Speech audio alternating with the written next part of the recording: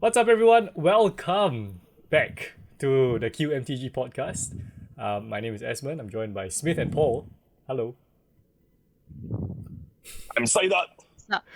Yes, and we are of course talking about the Commander ban and restricted announcement, as well as the bracket updates, the Commander brackets updates, where there were big changes to the game changes list.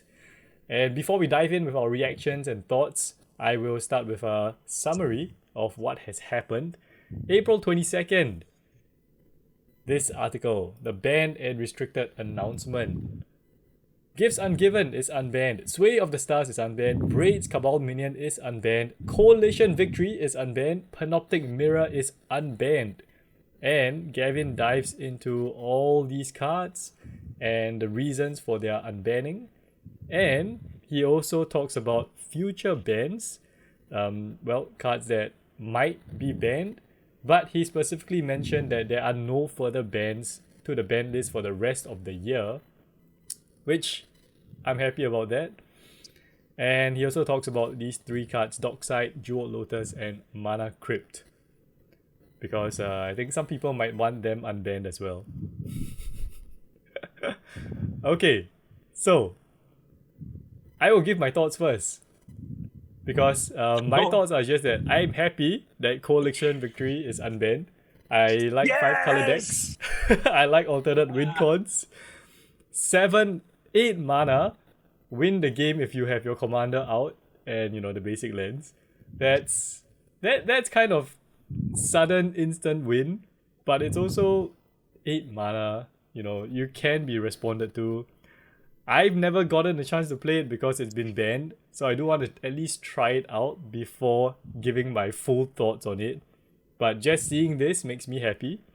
Regarding the rest of the cards, like I said, I don't know how bad Braids is because I've never played against it. I don't know how bad Sway of the Stars is or Gifts Ungiven is, even though it's been legal in other formats.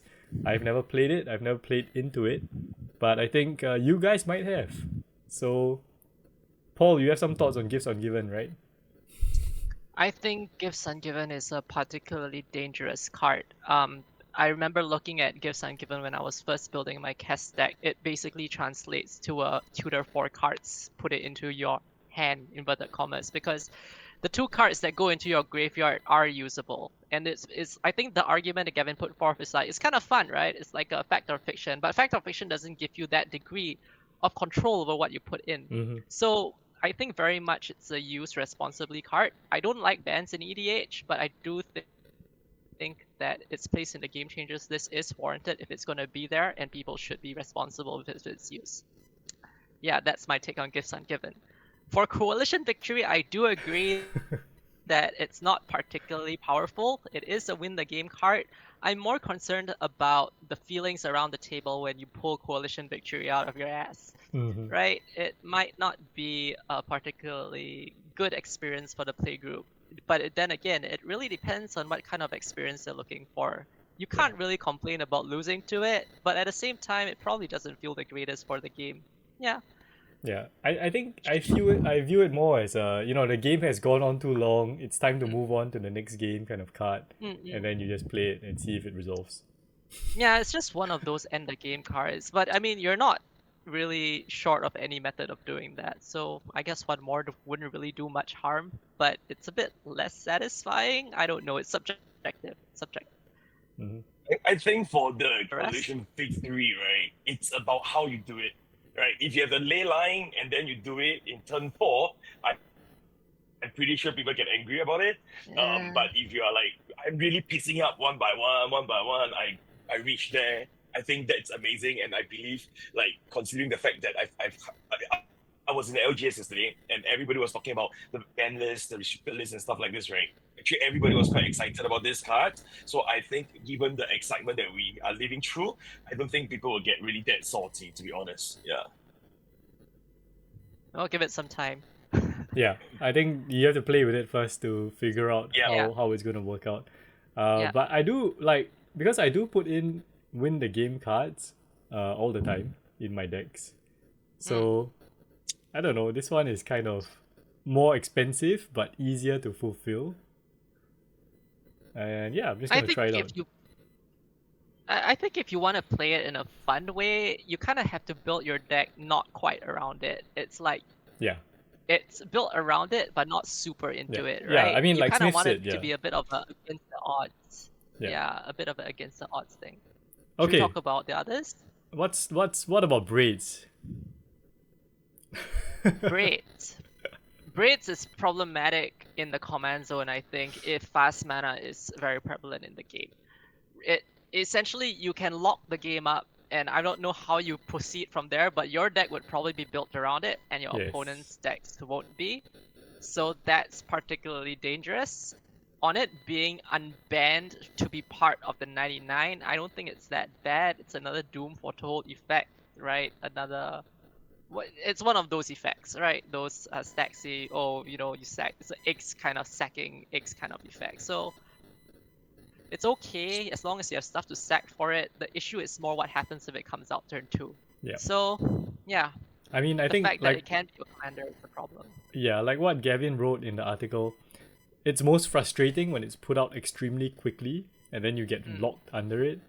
But then Yeah. he goes on to say that, you just have to remove it. Like, it's the dice to removal argument. It's not the greatest argument, and the fact that it also hits the lands makes it particularly problematic. Yeah. Because if you don't have the mana to cast your removal, you're still screwed. Yes. I don't think it's bad, but it's the same argument of use it responsibly. Then here Right. comes the question: is this Braids worse or is Turgid worse? Which one would you rather play against? I'd rather play against Turgid. I was just gonna say that because Gavin says, right, players have gotten better at identifying commanders they don't want to play against. So Turgid is one of those that sometimes I just don't want to play against Turgid. So you just say like, okay, I don't want to play against Turgid. I think that's gonna be the same Yeah. for Braids. But if that's the case, it's a kind of a moot unbanning because essentially that means Braids is still banned in Commander. Right? Because Yes. sure, officially you can play it, but nobody wants to play against it. It's pretty much banned. So I mean, there are people who love pain, right? There are some people who are like, come, let's do this. suppose. I'm in the mood to challenge I this suppose, thing. yeah. Yeah. Yeah, I mean everyone Yeah, else could be yeah. playing aristocrat decks. And like you just want to sacrifice your things. So you can't even get your outlets, your sack outlets out. Yeah, you just have a free don't sack know. outlet. I guess. I don't know. I think it could go either way. I think, as with most things with that shake-up format, you really have to play with them, like Yeah. what you said about Coalition Victory, to really see the effect on the format. Yeah. But I think I think it is fine. You play against it once and then after that you decide if you ever want to see it again. That kind of thing. Yeah. Okay, let's move on. Let's talk about Sway of the Stars, I guess. 10 mana way to reset the game, akin to Worldfire, which was previously unbanned in Commander to little fanfare or play. That sounds like this card. Worldfire. I'll start with Worldfire since that's the parallel. If I'm not mistaken, that's the one that puts everyone at 1 or something like that, right? Yep, And blows yep. everything up. Yeah. Okay. Worldfire is very powerful. It's a you win the game card because if you build around it, you have a way to get it. You will win the game when you Worldfire, right? Sway of the Yep. Stars, I think it's a bit safer than Worldfire. It's not particularly all in-ish, right? Everyone goes to 7, right? That's what it says, right? Let me read the text. Yeah, each player's life total becomes 7. Each player shuffles his or her hand, graveyard, and permanents they own into their library, then draw 7 cards. So you basically restart the game, but at 7 life. I mean, if I look at this in a vacuum, it seems fine, right? You kind of have a game where your mana curve is really screwy, and the way you play it is you kind of stall the board out. You want to make it You want to wreck it such that when you restart the game at 7, your deck is stacked in your favor. I think that can be a cool way and an interesting way to build a deck. I don't think it's particularly problematic. I'm sure there's some kind of exploitable loot that I'm not seeing, but just looking at it as face value, I think it's okay. I think it's going to be frustrating to play against this card. Like, I'm just thinking about it in a kind of slow, like, stacksy game, and then you just been hit by multiple board wipes, and you have no cards in hand, and then you're starting to rebuild again, and then the guy plays this, and you're like, must I go through another 15 turns of this. Oh no, then yeah, that's how but I then see the it. problem started before Sway of the Stars. Yeah. Well, I mean, I mean, I don't know. Worldfire has been unbanned since like 2021, if I'm not wrong. Right. So it has been 3 years ish. So far I've only played against it once or twice from a same player. And it's only because of the recent cruel claw and they can go into Worldfire. Right. So I think yeah, so generally I'm a huge advocate for not having ban lists because I always feel that we ourselves, especially on EDH, right, and we're playing Commander, we always know what to play, what not to play, what kind of experience we want. So my point of bringing it up that for the last 3+ years, I only see Worldfire once. It's that while with or without the ban list, there are players who will be like, okay, this is at the same time not the kind of experience that I want to, impose upon other players. So I mean, considering the fact, like exactly like what Paul mentioned earlier on, right? It's unbanned, but it's still banned at the same time Yeah. because nobody wants to go into that. Do you have a specific strategy that allows Sway of the Stars to, benefit on your side in a way, break paradigm, right? If not, putting it in is effectively wasting one of the slot from your 99. So do you want to be that guy? Do you want to build around this? I don't think so. So to me, even if it's like within the next 3 years, I'm going to see it once and twice, I think I'm okay. I'll be like, oh my god, this is an interesting experience. Somebody actually put it off at 10 mana to reset the whole thing, right? But if there is a way to break it where this, like, it becomes so popular and every week that going to the LGS, I keep seeing this and it becomes a problem, Yeah. Then there's which a means problem. by evening of 3 hours, instead of playing 6 games, I'm only playing 1 game because of this card, then that's going to be a problem for me. Yeah. Well, the way to break it is you just exile your opponent's libraries. By that time, you would have won the game. Okay, let's move on. Because we still have a lot of things to talk about. But let's talk. I didn't even know about this Panoptic Mirror. So Panoptic Mirror is a Panoptic 5 mana artifact with imprint X. Tap it, you remove an instant or sorcery card with CMC X in your hand from the game. Yep. And then on your upkeep, you copy the imprinted card, play it for free. Yep. Two Okay. words. Extra turns. turn. Extra turns. That's really the only thing that breaks this, in my opinion. If you put an extra turn spell under this, you are a horrible person and no one wants to play with you if your deck is built around this interaction. Yeah. But if you put Wrath of God underneath, That's still horrible. Yeah. I think like if you play some fun spell, like if you play some value spell, like a fact or fiction under this, I think it's okay. Wrath of God under this, I think it depends on what table you play at. I could see a pure control deck wanting to do that, right? If you can win quickly enough with that as a way to stabilize, I think you're all still I'm alright. playing Dark Steel Tribal. I'm playing Indestructible Tribal. Yeah, then it's kind of okay. Like, I mean, I was like, if you're playing a blink deck and you're blinking your Massacre Girl every other turn, you're essentially doing the same thing as putting a board wipe under this, That's true. right? I think it's fine. I don't know. Yeah, I I think actually it's think fine. I think it's boring. I think this card is boring. It's like casting the same spell every turn is boring. That's Oh, yeah. why you don't play singleton, because you want to It- play different Yeah. spells. So Which Yeah, is it's fine, boring. right? yeah, It's It's boring. boring. It's Yeah. gonna be self-moderated. Nobody's Yeah. gonna deal with it. I mean, nobody wants to play with it, so I think it's fine. and I Yeah. mean I think Gavin is Boring. right. There are a lot of artifact answers now, and 5 mana and then X cost takes a while. You can see it coming, so Yeah, I think it's okay. yeah, I Mhm. think it's fine. It's Yeah. boring as hell though. It's just boring. So Yeah. I think in general, that's how I feel about this ban announcement. Like most of the stuff is boring. And You're just jaded. I'm It sure there's gives- somebody out there who's like, oh wow, I can draw 7 cards per turn perhaps, if I yeah. can I mean, if you're excited about these unbans, in specifically, Sway of the Stars and Panoptic Mirror, please let me know. And let me know why you like these two cards. Because I don't mean, mind them the- staying on the ban list. I mean, Gives Ungiven is the one that made everybody happy and excited, I guess, because based on Dark Kingdom, you can see the spike in prices and everyone was buying it. And I also learned something. I didn't realize that Gives Ungiven, you can do the fail to find. So that was quite interesting. That's how you can fail to find all 4 cards. Effectively, it's like the instant speed 4 CMC, buried alive. Instant speed, you just put 2 cards into your graveyard that you can abuse. Right. You can Oh, do so it's that. up to 4 cards. Yeah. Right. Okay. Yeah, because you can fail to find. So that's Okay. the thing. I'm like, okay, interesting. So it's a yeah. graveyard tutor. Whatever it is, it's a graveyard tutor. I mean, like I said, I say this a lot of times. I'm not a fan of tutors, so No. Yep. not a fan Yeah. of this card either.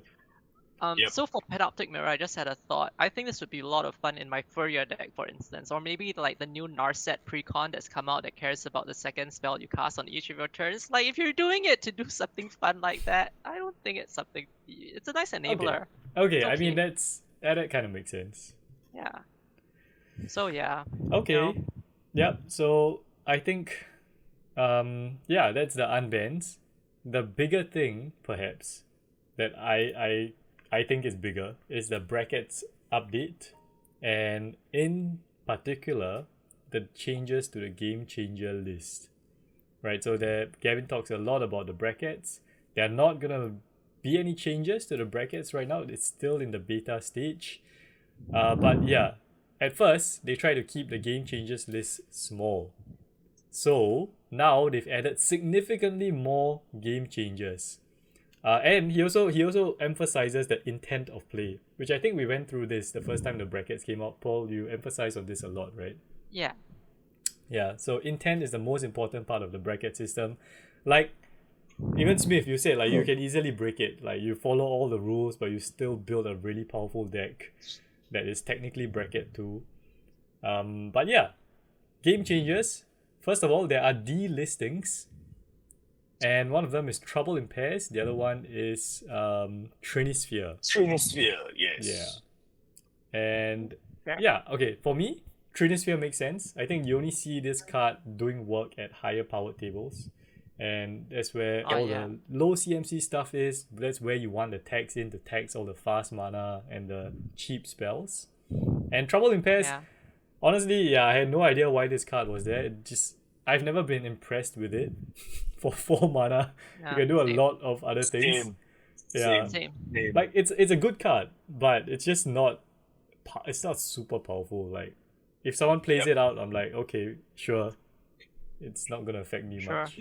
Yeah. It's a good engine, but it's not Mm. explosive. So I think I'm totally okay with it. Yeah. Yeah, I kind of place it in the same place as Phyrexian Arena. Yeah, I guess so. I mean, this one, because you can control this, right? You can just not attack them with 2 or more creatures. you can, you kind of have a choice. If I compare it to something like Ristic Study, where you need to cast spells to play the game, then that's where it warps the game. Here, you can kind of control it. Yeah, it just doesn't seem that impressive to me. Yep, they're Yep. out, and we can agree with it. Yeah, we agree. Additions. There are now 18 new cards. The first one is the Fairies Protection. Yes, Esmond. Yes, Esmond. They added this for you. Yeah, they Email found Gavin. they realized it was powerful.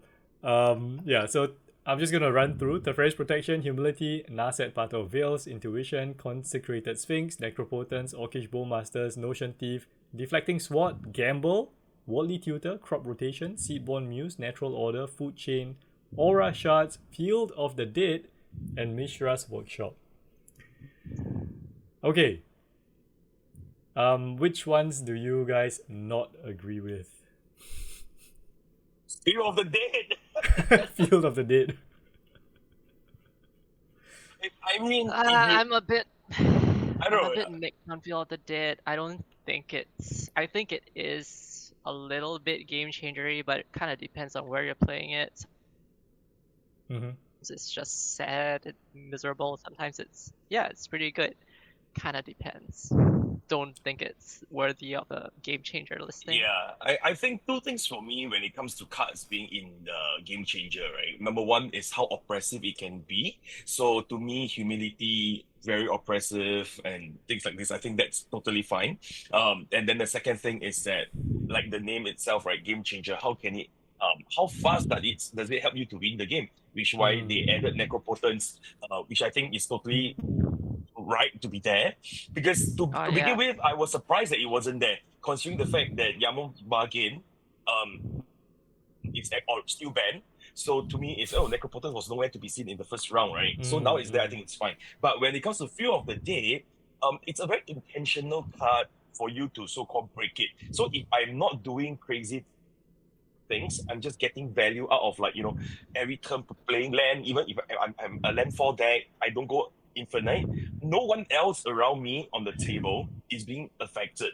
They can still play their game, right? So to me, Feel of the Day, even if you find a way to break it within the same turn to get unlimited number of zombies, they still have summoning sickness. So the card that needs you to go through so many hoops in order to break the game, I think it's not game changer worthy. Yeah. I think Feel of the Day is very annoying. Like, even if you're not attacking with it, a lot of charm blockers is pretty good. It can be pretty good. Well, I don't think it's a but lot is it though. that good? Like maybe once a turn you play a fetch land, you crack a land, you get 2 zombies. I guess that's a lot of value for playing. It mostly goes in landfall decks, though. Yeah. It mostly goes in landfall decks, right? Then you're like cracking 3 evolving wilds per turn or something Well, stupid like okay, that. what I Then will you say, get like 6 what I zombies. will say is that Field of the Dead is in my colorless deck, and because that deck I only run one basic land, and everything else is just colorless lands with abilities, and I have like 40 plus lands in the deck. Yeah, it makes sense. And you can do that with any color now. Like even a mono white deck, you can just have 30 plus different lands.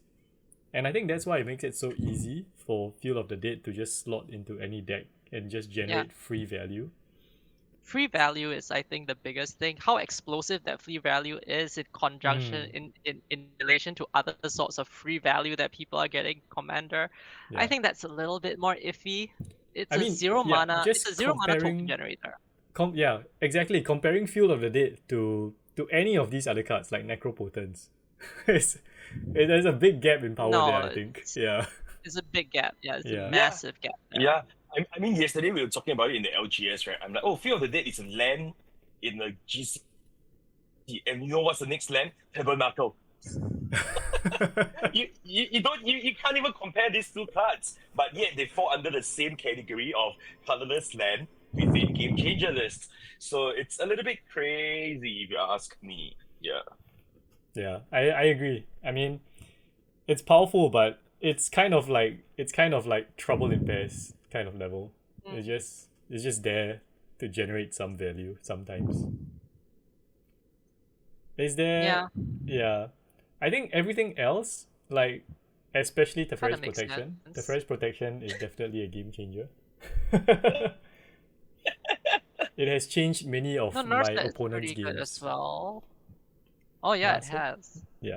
I remember getting my Rivers Review countered by 2 Teferi's Protections on one game. Yes, that was fun. Yes.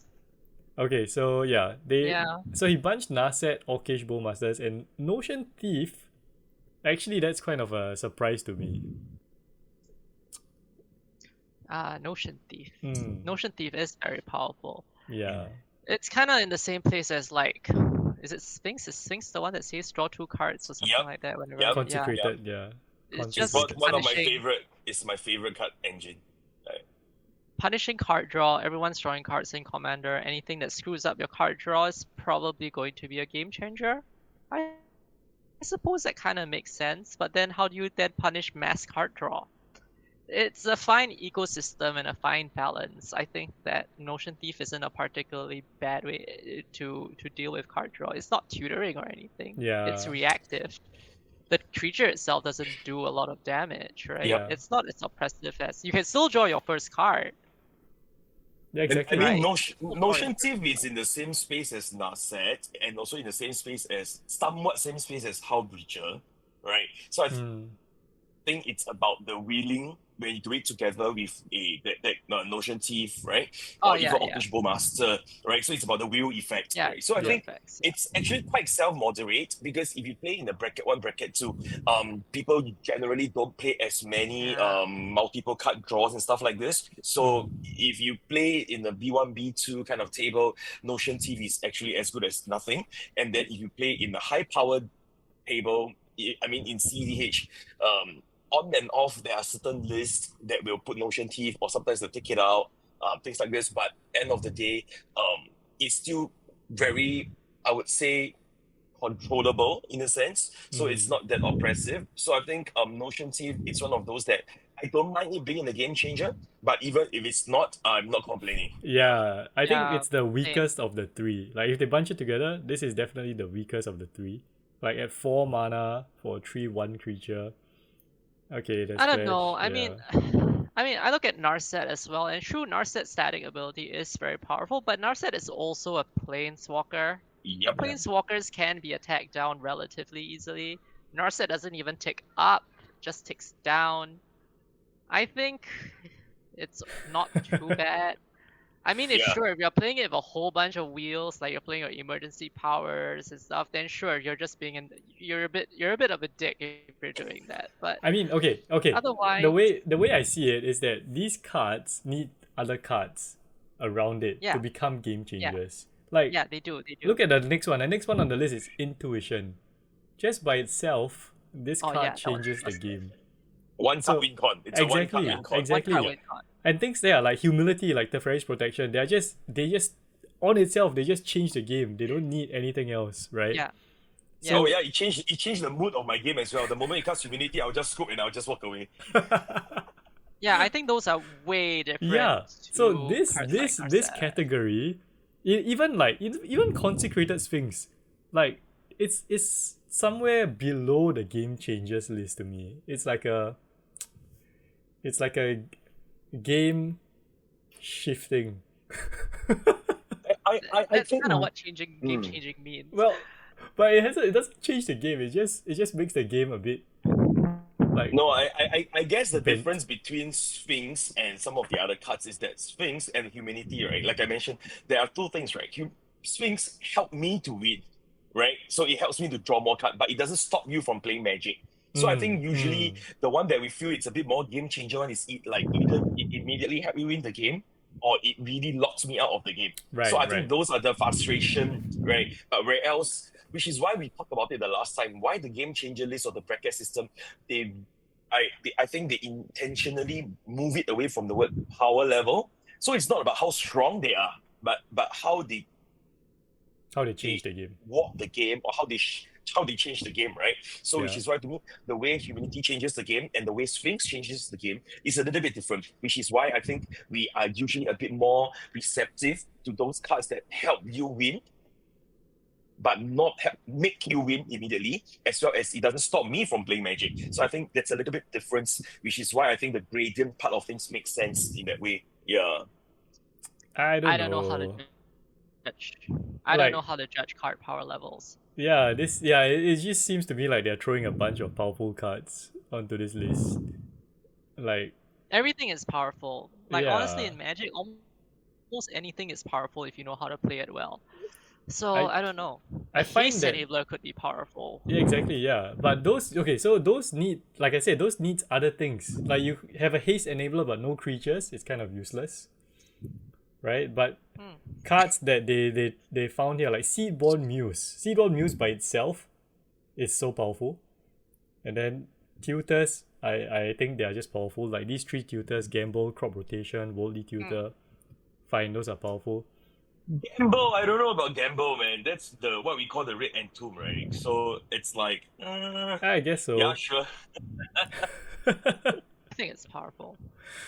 Yeah, so these are like, I think these are deserving of a spot because they're 1 card powerhouses Yep. that change the game by themselves. Some of them just by themselves, they don't really change the game. I don't really think Deflecting Sword is a game changer. It's a protection spell. No, I would argue Force of Will is a bigger game changer than Deflecting Sword is. Yeah. Well, yes. Okay, he talks about Like that. as sure, well. the ceiling is higher. Right, the ceiling is higher, but there's so many things that Deflecting Sword won't save you from. Yeah. Okay. So I think after distilling some of my thoughts, some things that they should add to the criteria of what actually makes a game changer, maybe they have to firm that up a bit. Right? I do Like- agree. Yeah.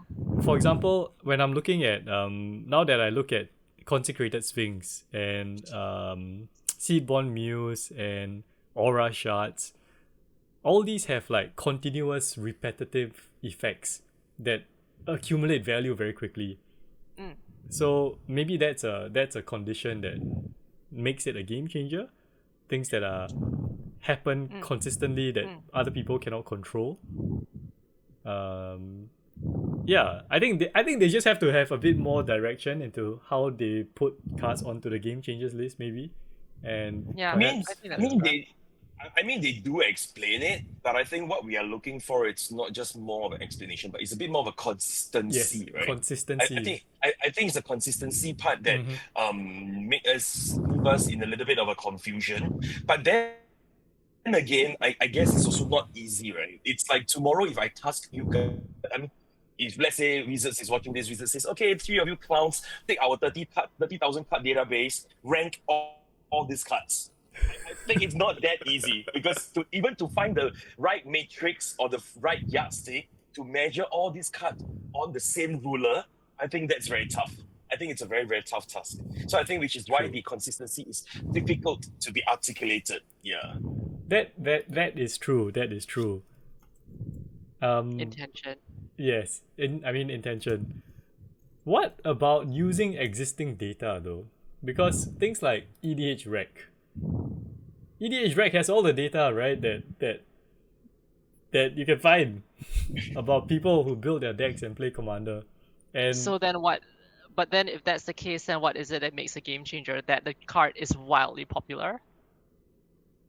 That's why it's in every card, because it's a game changer. Therefore, almost every deck plays it. That also doesn't seem like the greatest criteria.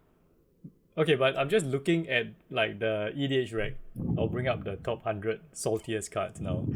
Okay, and most of them are already game changers. Right, the rest, some of them that are not, are like Armageddon and Static Orb. But okay, well, okay, Mass these Land are the Destruction. these are the saltiest cards, not the most played cards. Yeah, saltiest card, which is community voted. Yeah. Yes, community voted. So, sorry, Paul, I think your breathing is a bit heavy. Is it getting into your mic? Is it me? I think so. Sorry, I'll No. breathe less. Yeah. Yeah, so they already have this community consensus on the cards. And these are cards that people don't want to play against. Right? And perhaps the reason is because they changed the game in a very unfavorable way to the table, I would assume. Right? Isn't that Yeah. a good criteria? Like, they don't want it to be an unfun play experience. Yeah, I suppose that would be it's a good starting point. I think it's a good base, and the fact that you said they already have a lot of that there, it's a good sign. I But do believe so, right? I do agree with Paul. I do believe so that, even if considering the panel, how they even bring out some of this card for discussion, EDH Rec, for all we know, is probably where is the starting point, which is why we do see a lot of similarities on the card within the game changer list, as well as the top 100 saltiest card. So it's probably one of the starting point and reference as well. Yeah. Because I just want to give you an example. Let's say I play my Teferi's Protection and I save myself from death. Which you always do. Yes, For those of you who don't believe it, watch which the I do, right? videos. Yeah, so I do that. Versus I play Food Chain. And then I start playing unfairly and going off. Which one is gonna make it a less fun experience? Like, the food Sure. chain experience for sure Right, is going to be yeah. less fun. so I think there has to be some, like, having fun has to be some part of the criteria.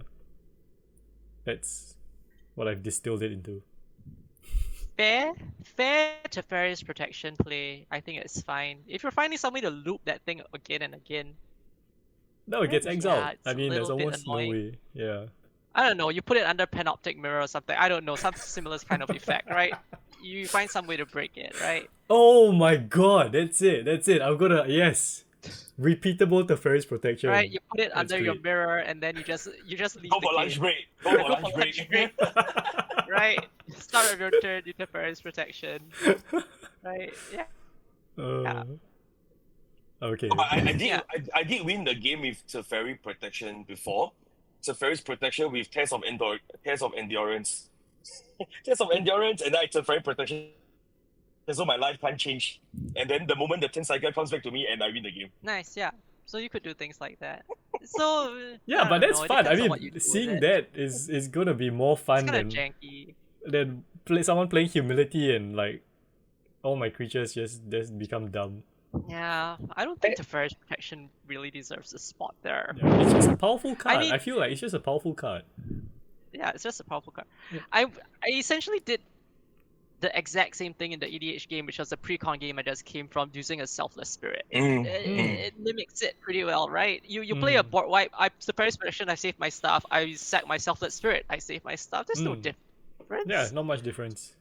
Yeah. I think fundamentally my biggest concern about the game changer list and the bracket system, right? It's when it's being introduced to new players who technically they need it more, right? Because for people like us, with or without the list, when we see somebody play certain cards, or when we evaluate our own decks based on the cards that we have, we pretty much know where we sit or where we, where we are in terms of power level, in terms of how oppressive we are and things like this. But when it's being introduced to a new player, which they probably need it more, like we talk about it, right, when it was first introduced, is a tool for you to communicate with people in the LGS and things like this. My concern is that it becomes a misconception, right? When people look at the game changer list, it gives people the negative vibe about certain cards, because if I'm three months into the game, right, and then I'm like, you're playing an unfair card, food chain, right? Even like just now when you guys were articulating like, oh, it's not as fun, it's unfair. But the truth is, food chain, I like to play high power and CDH stuff. So to me, food chain in the CDH spot, right, it's not the best win con. But at the same time, I like the concept of food chain. Dealing with squee, and then depending on which one it's your commander, and then you loop it. And usually the loopable commander for WinCon, it's not in a color that you can easily tutor food chain out. A lot of the food chain commander for Win is actually in Teamer, which you can't tutor food chain naturally. Right. Right. So yeah, you think about it, Teamer or group. So to me, I think there is some natural restriction if we look at it as experienced players. But my concern is more sort of like it gives people a bad feeling about such cards for new players, like, ooh, you're playing V Tutor, you're unfair. Oh, you're playing Vinota, you're unfair. But that's not what the system is trying to do. But I suspect it have some of such negative impact towards new players. Yeah. Yeah. I agree. I mean, yeah, looking at the list, cards I mean, are if you pick up a precon from Ikoria and you open your Fierce Guardianship, your Deflecting Sword, right? And then you're like, ooh, wow, I control my commander. I did the thing. Now I can get the reward, which is to play this for free. But then people are like, boo, you're playing a game changer, and you're like, what? I fulfilled the condition to play this powerful card, but now you're not letting me play it. That sucks. And then I want to play Bolas's Citadel and cast free stuff and just play things off the top of my deck, but I think Bolas's Citadel is a fun card. It can be broken, but by itself it's just a value engine. Yeah. And I love Bolas Citadel, but the thing is, I can't even put it into every deck. My mono black deck doesn't have Bolas Citadel. Why? Because it's a demon tribal and all my demons are 7 CMC, 8 CMC.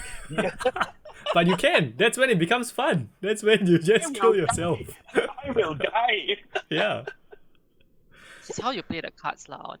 Yes. Honestly, I mean, I look at all the cards here. I'm like, yeah, but certain power level is fine. Yeah, but if you're doing this and not this, it's fine. I mean, I don't know. So if I tell you like Dranith Magistrate, that's not fun to play against, right? So is Sony Silence. So is Sony Silence and Rule of Law. Yeah. So it's always nice and a lot. Like Dranith Magistrate, I think it's only particularly problematic if you have a top-down commander deck, EDH deck build design, right? The bottom-up decks are fine. No, They're but okay, that's the thing. Dranith Magistrate, It's it's not like Stony Silence. It's not like Rule of Law because it specifically says you cannot play the one creature that your deck is built around. Which is why sometimes I build decks that I Yeah. can play I mean- without my command. I mean, I'm just saying, this is Commander and then you can't play a Commander. That's not fun. I suppose. But other things, suppose. like Jeska's Will, it's just a powerful card that rewards you for having a Commander. It's not stopping anyone from doing sometimes anything. when you Jeska's Will, you can't even you can't. Sometimes when you Jeska's Will, you can't even get the 7 red mana Yeah. because your opponents all only have 3 cards. But here's the thought, right? Dreaded Magistrate is fine. And because the condition is that you just get your commander out before other people get their commander out. No, it's fun for Dreading you. is no CMC. It's fun for Dreading you is no only. CMC. Negative play experience. So, okay. That's my thoughts on this. Okay, my final thoughts is that they need more criteria on this, and play experience I think should be one of the top priorities. Intent is still the best thing. I think just know what you're doing. Know what you're doing. Okay. That assumes you're an experienced player. Yeah. Yes. Yes. If you're a Final new thoughts. player, listen to what Yeah. people say If about what you're- you're doing. If you're a new player, get good. Play more. No, that's actually good advice. Get good is not negative. It's good Yeah. advice. Yep. Final thoughts. We should wrap this up soon. So yeah. Anything else? I think it doesn't change anything about the way I play. It has not impacted you whatsoever. It has not impacted me whatsoever. My final thoughts is that in a sense, my only thing is okay. So the first time when it was announced, right, I was actually quite enthusiastic about it. I was trying to see how many I have and all this, and then now with these additional cards, I'm like, oh my god, there's so many of these cards that I'm actually playing it and things like this, right? So I'm like, oh okay, I'll just assume that my decks are all B4. I just got a bit lazy to go through everything. I'm just going to oversell my deck every time I sit down the table. I'm like, oh, I have some game changer. I can't remember how many. It just assume that it's a high power deck, right? Yeah. So Yeah.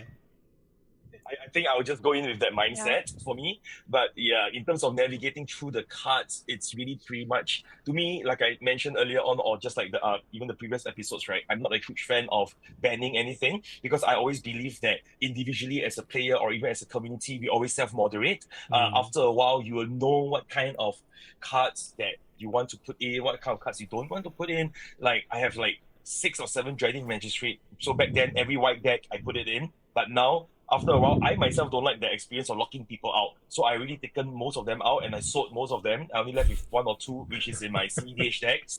That's about it. Yeah. Actually, okay, I just want to say that I think that's maybe a good outcome. Like people overselling their decks. Because in the past, everyone maybe undersold their decks and that led to I'm a 7. I'm a 7. Yeah, I'm a exactly. 7. So maybe that's a good thing to come out of it. Like people are now realizing that, oh hey, my deck is more powerful than what normal people play. And who knows? That could be a positive outcome. Maybe. That message sounded like it was targeted at me. No, because that's one of the strengths of the CEDH community. Everyone knows what level they're playing on and they agree to that game experience. Whereas people who say casual, it ranges from like so many different. Yep. Yeah, so this overselling it at least reduces the feels bad, I think. Exactly. Yeah. So now every time I sit down, I'm just like, my deck is a B4, I'm a B6 player, so yeah. B6. Okay, well, I think that's it. I think we covered a lot and we got some good thoughts out of that.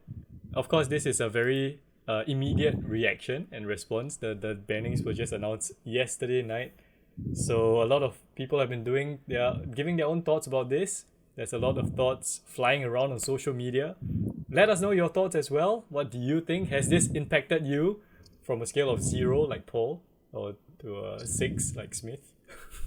Let us know your thoughts, your comments, and whether you think Teferi's protection should be on that list. Because it should not. Alright, thanks everyone for watching. We'll see you all Thank next time. you. Bye.